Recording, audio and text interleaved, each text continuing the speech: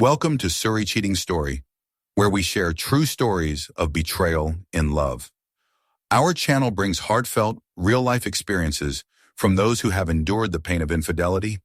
Whether you're facing challenges in your own relationship or seeking to better understand the complexities of love and trust, Suri Cheating Story is the place for you. Subscribe now to explore the emotional depths in the path to healing with us. From the moment I was born, I was destined to be second place. Not because I wasn't good enough, not because I lacked talent or ambition, but simply because of my younger brother, Nathan. If you think he hated me out of jealousy, you'd be wrong. He wasn't envious of me. In fact, he was the golden child, the one who could do no wrong. My mother doted on him, while I was an afterthought. Our family lived in Chicago, a city where opportunities thrived. But inside our home, fairness was a myth. My mother worshipped the ground Nathan walked on. She cooked his meals separately, washed his clothes, even made excuses for his mistakes. I, on the other hand, was expected to fend for myself. I did my own laundry, made my own meals, and studied without help. It wasn't that I resented hard work. I took pride in my independence, but there was one thing I never understood. Why did I always have to help Nathan, yet he never had to help me? Nathan was reckless and entitled, the kind of kid who threw tantrums in public and got away with it. I was the opposite, quiet, bookish, the type of person who preferred libraries over parties. Maybe that's why he despised me. Maybe that's why he took every chance he got to remind me that, in our mother's eyes, I was nothing. It started small, stealing my toys, hiding my books, blaming me for things he did. Our mother brushed it off as brotherly teasing. Then it escalated. He'd sneak into my room and read my private journal, twisting my words and tattling to Mom, who, of course, always took his side. When I tried to fight back, I was met with the same condescending response. That's just how brothers bond. But it wasn't bonding. Nathan made my life hell. By the time we reached middle school, he had turned my life into a joke for his amusement. He teased me for wearing glasses, for being quiet, for liking books. He even encouraged other kids at school to join in, feeding them insults to throw at me. Four-eyed freak. Loser. Nobody likes you. Words sting, but actions cut deeper. Nathan wasn't satisfied with words. He wanted to break me. One morning, I found tiny shards of glass in my cereal. My stomach turned. If I hadn't looked down, if I had taken one bite, it could have shredded my mouth. I ran to tell my mother. Her reaction? A casual shrug. He's just playing, she said, just playing. The next year, he almost set my hair on fire. I still remember the smell of burning strands, the quick, sharp heat before I slapped the flame away. This time, I ran to my dad. I expected him to dismiss me like my mother always did, but for the first time, something changed. My father's face darkened. His voice, usually indifferent, was laced with anger as he turned to Nathan. "This isn't a joke," he warned. "If you ever do anything like this again, I'll call the police myself." Nathan was stunned. He had spent his whole life getting away with everything. For the first time, he saw consequences. Later that night, my dad knocked on my bedroom door. We had never been close. He was always working, always distant. But something in his expression was different that night. He sat down on the edge of my bed, sighed heavily, and admitted something I never thought I'd hear. "I thought he'd grow out of it," he said. But I was wrong. I had waited years to hear someone acknowledge what I had been going through. The validation hit me harder than I expected. I wanted to cry, to scream, to ask why it had taken so long. Instead, I just nodded. The next day, my dad took action. He called my school, confronted the principal, and ensured that the kids bullying me faced consequences. Then he did something that would change my life forever. He signed me up for MMA classes. "Life isn't fair," he told me, "and sometimes you have to fight back." At first, I felt ridiculous. I wasn't a fighter. I was a skinny, bookish kid who had never thrown a punch in his life. But something inside me shifted. Every day I trained. I poured my frustration, my anger, my years of humiliation into learning how to defend myself. Then one day, I got my chance. Nathan had always stolen from me. Money, clothes, whatever he wanted. But this time, it was different. I had been saving up for months, doing odd jobs around the neighborhood, scraping together every dollar I could for something I truly wanted. And Nathan? He decided it belonged to him. I caught him just as he was about to ride off on his bike, my money stuffed into his pocket. "Give it back," I said, my voice steadier than I felt. He laughed. "Or what, gonna run to daddy?" Something inside me snapped. Without thinking, I threw my first punch. It connected squarely with his jaw. His eyes widened in shock as he stumbled backward, clutching his face. I didn't stop. I shoved him down, grabbed my money from his pocket, and threw him back onto the pavement. Nathan, for the first time in his life, looked at me with something other than arrogance. He looked afraid, and I loved it. Of course, my mother ran outside the moment she heard Nathan wailing. She didn't ask what happened. She didn't care. She saw me standing over her precious son, and her face twisted with rage. "How could you?" she shrieked. "He's your brother. You're supposed to protect him." My father stepped outside, his gaze shifting between us. Nathan immediately started spinning his usual lies, claiming I attacked him for no reason. But this time, I didn't stay silent. "He stole my money," I said simply, "and I took it back." For the first time, my father didn't look at me like I was the problem. He turned to Nathan, his expression unreadable. Then in a quiet, firm voice, he said, "You're lucky he only hit you. Anyone else would have called the cops." Nathan threw a tantrum, storming inside and slamming his bedroom door. My mother, furious, tried to argue, but my father cut her off. "You've enabled him for too long," he said, "and I won't let you do it anymore." That was the moment everything changed. Nathan stopped talking to me. He ignored me in the house, refused to acknowledge my existence. But it didn't matter anymore. He could no longer hurt me. And for the first time in my life, I felt free. I knew I wouldn't stay in that house forever. I knew one day I would escape, and when I did, I would never look back. The day I left for college was the day my life began to change. For years, I had lived in the shadow of my family's dysfunction, with my mother's unconditional love for Nathan and my father's indifference to the emotional wreckage he left behind. I had spent so many years feeling invisible, wondering if anyone saw me at all. Nathan, my younger brother, had always been the center of my mother's world. She had spoiled him, given him everything, while I was left to fend for myself. No one ever seemed to notice the weight of my loneliness. It wasn't just the favoritism. It was the constant bullying, the constant needling from Nathan that turned my childhood into something I would rather forget. My mother, despite knowing what he did to me, always defended him. I was the problem child, the one who didn't fit in, the one who wasn't loud and boisterous like Nathan. Instead of empathy, I received dismissal. Instead of love, I got neglect. And so when I finally received that scholarship to UCLA, I knew it was my chance to escape. It wasn't just about a degree. It wasn't just about getting an education. It was my escape from the prison of my own family, from the toxic home that had held me captive for so long. I packed up my things, told my parents I was leaving, and drove to Los Angeles without a second thought. The first time I stepped foot on that campus, it felt like a weight was lifted off my shoulders. But as I quickly learned, escaping wasn't enough. I had spent so long running from my family, from my past, that I didn't know how to build a new life. I was free from Nathan's taunts, free from my mother's blind favoritism, but I was still haunted by the pain of years of emotional neglect. And that pain didn't magically disappear just because I was miles away from home. In the midst of all my confusion and isolation, I met Rachel. She was everything I wasn't: outgoing, confident, social. We met at a party early in my freshman year, and she instantly stood out to me. She was the type of person everyone gravitated toward, and somehow she noticed me. She asked about my life, and for the first time, someone seemed genuinely interested in who I was, not just my academic accomplishments or my family history. She liked me, really liked me, and it felt like a dream come true. Rachel quickly became the center of my world. She was my first real relationship, my first taste of love and companionship. For the first time, I felt seen. I felt like I mattered. She made me believe that I was worth something. I started to imagine a future with her, one where the pain of my past was just a distant memory. She was everything I had been missing, everything I thought I needed to heal the wounds in my heart.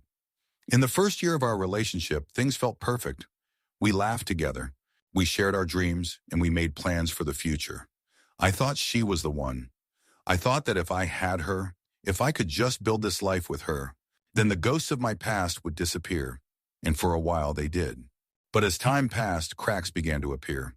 I noticed small things at first, times when she would be distant or when her attention seemed divided.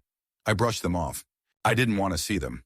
I was so afraid of losing the one person who had made me feel whole that I ignored the warning signs. After all, this was my chance at happiness, my chance to build a future, and I couldn't afford to lose it. Then the first betrayal came. It wasn't even something I expected. It wasn't a loud, dramatic event. No, it was quieter than that. It was an affair, a long-term affair that Rachel had been hiding from me for over a year. I found out through a random text message. It wasn't even something she had planned on confessing. It was something I stumbled upon by accident. A text, a name, a time. Everything I needed to piece together the truth. The shock hit me like a brick wall. I couldn't breathe, couldn't think, couldn't process. This wasn't supposed to happen. I had given her everything. I had trusted her completely, and she had betrayed me in the worst way possible. When I confronted Rachel, she didn't try to deny it. She admitted it freely, as if the truth no longer mattered. She told me it was a mistake, that it was something she regretted. But in that moment, her words felt hollow. The trust I had placed in her shattered, and with it, the idealized version of our relationship. I had been so blind, so desperate to believe that I was finally worthy of someone's love, that I ignored the glaring signs. She had used me, just like everyone else in my life had. I was crushed, and yet, despite the pain, I forgave her. I forgave her because I didn't know how to live without her. I forgave her because deep down, I was still that scared, broken kid who didn't know how to be alone. I convinced myself that we could work through it, that we could rebuild what had been broken. For a while, it seemed like we were okay, but deep inside, I knew things were never truly the same. The trust was gone, and with it, the foundation of our relationship. I could never look at her the same way again, but I kept pretending that things would get better. I kept trying to convince myself that it would work out, because I was too afraid to face the truth. And then came the second betrayal. This one wasn't a surprise. It was worse. By the time Rachel admitted to it, I had already suspected. The signs had been there. The long business trips, the late nights at work, the distant behavior.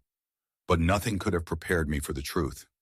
Rachel had been seeing someone else, someone I knew well, someone who had been a part of my life for years.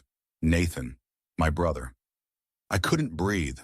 My world spun out of control, and I felt like I was drowning. Rachel and Nathan, my own brother, the betrayal of the century. They had both been in my life, both pretending to be my family, my support system, and they had been lying to me the entire time. They had stolen my future from me. This time I couldn't forgive. I couldn't move past it. I couldn't pretend anymore. The damage was irreparable. Nathan, my own brother, had taken everything from me. And Rachel? She had chosen him over me, over everything we had built. My family had always been broken, but this was something I could never come back from. The man I had trusted most in this world had stolen my wife, and she had let him. I filed for divorce. There was no other choice. I couldn't live in a lie anymore. I couldn't live in a world where everything I believed in had been so easily shattered. I walked away from both of them, not because I wanted to, but because I had no other option.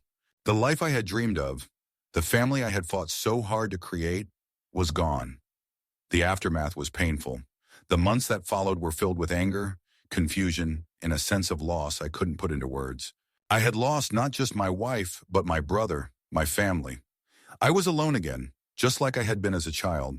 And yet this time I wasn't as weak. I wasn't as broken. I spent weeks in isolation, trying to figure out who I was without them, without Rachel, without Nathan, without a family. But the truth was, I had never been alone. Not really. I had always had myself. And now, for the first time in years, I was learning to live with me again.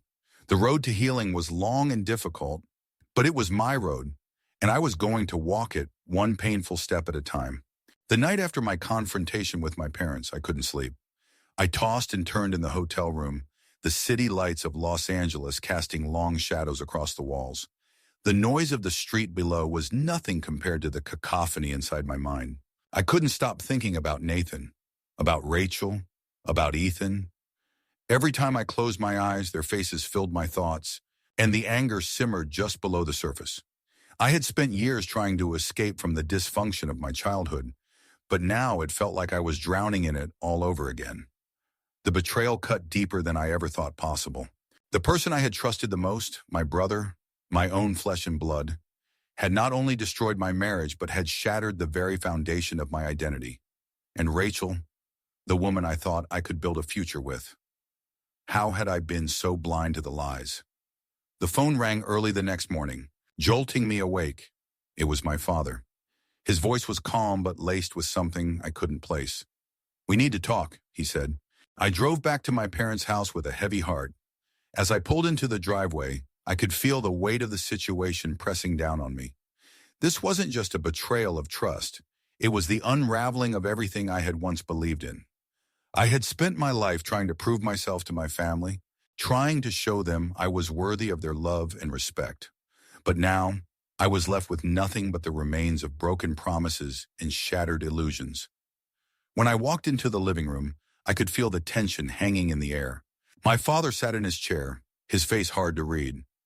My mother was standing by the window staring out at the yard. There was no warmth in the air, just an uncomfortable silence that stretched between us. "I've heard enough, Bjorn," my father said, his voice firm. "I don't care about the details anymore.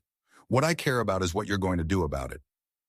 I looked at him, confusion flickering across my face. What did he mean? What did he expect me to do? "I'm done," I said flatly, my voice cold. "I'm not going to pretend anymore. I'm not going to fix this.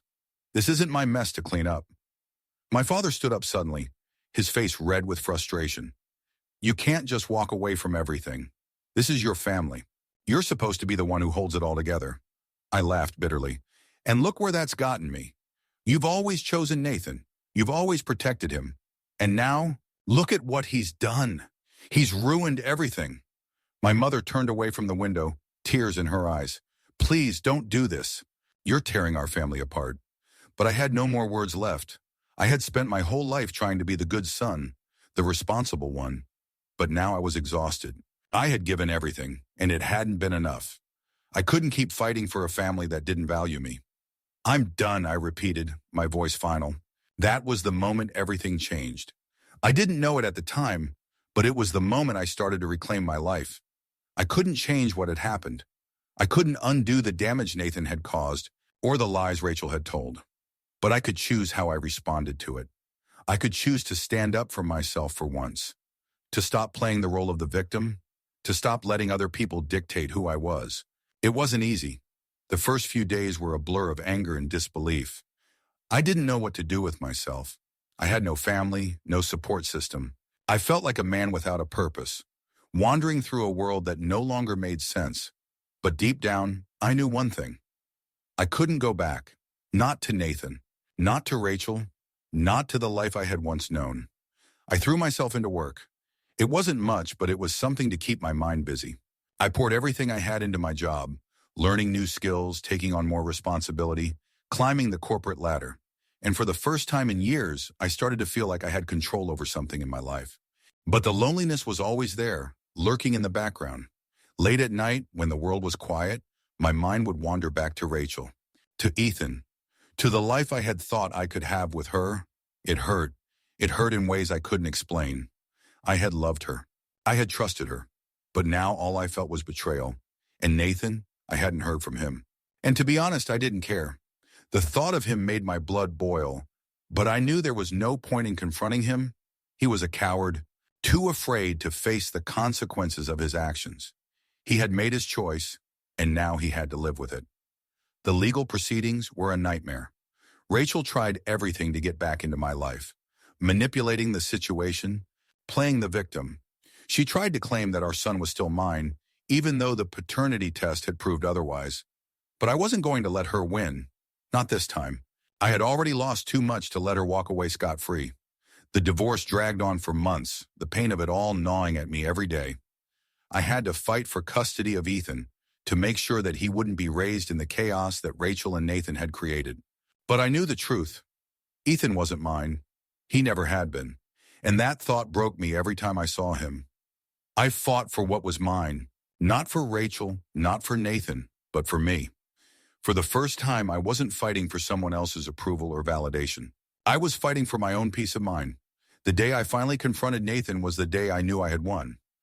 I had been avoiding him for months, but when I received a call from my father telling me Nathan wanted to meet, I knew it was time. I wasn't going to let him hide behind his excuses anymore. I wasn't going to let him manipulate the situation or try to play the victim. I drove to the address he gave me, a rundown apartment on the outskirts of town. When I walked in, Nathan was sitting on the couch, his usual cocky smirk gone. His eyes were hollow, defeated. "Look at you," I said, my voice dripping with disdain. "You really thought you could get away with this, didn't you?" Nathan didn't respond. He just stared at me, the weight of his actions hanging between us like an anchor. "You've ruined everything," I continued, stepping closer. "You took everything from me. And for what? Because you were bored? Because you couldn't stand the fact that I was happy for once? You're pathetic." Nathan's eyes filled with tears, but I didn't care. Not anymore. "You're nothing," I said, my voice steady. "You're just a liar, a cheater, a coward, and you'll never have a place in my life again." I turned and walked out, leaving him behind. For the first time in my life, I felt free. If you find this story interesting and want to see more touching, tense, but meaningful situations, don't forget to subscribe to our channel today. Leave a comment with your thoughts. Share this story with your friends and remember to like the video so we can stay motivated to bring you more great and meaningful content. Thank you for watching and supporting us.